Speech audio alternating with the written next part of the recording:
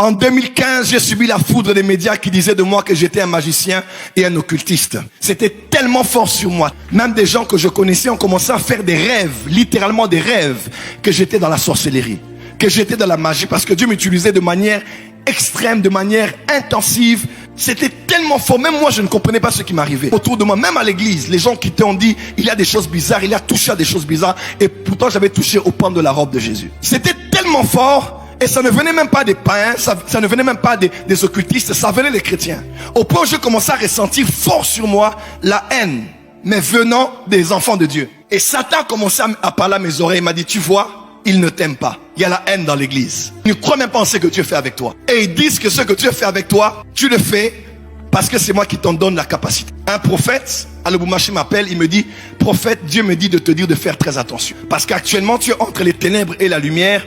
Et le but de Satan, c'est de te pousser à abandonner l'église et à aller maintenant pour être un occultiste. Et Satan sait qu'un homme comme moi, si je me donne à le servir, je vais faire des dégâts dans le corps du Christ. Et pendant ce temps-là, les portes étaient fermées. Pendant ce temps-là, les gens m'avaient isolé. Et j'entendais des voix qui me disaient, tu peux shifter. Mais un jour, j'ai rappelé à Satan, j'ai dit, Satan, une chose que tu ne sais pas, j'ai pas d'argent, tout est compliqué, mais tu dois savoir, je suis un adorateur. Je n'ai pas cru en Jésus pour être prophète. J'avais cru en Jésus pour le suivre, pour le servir et pour l'aimer.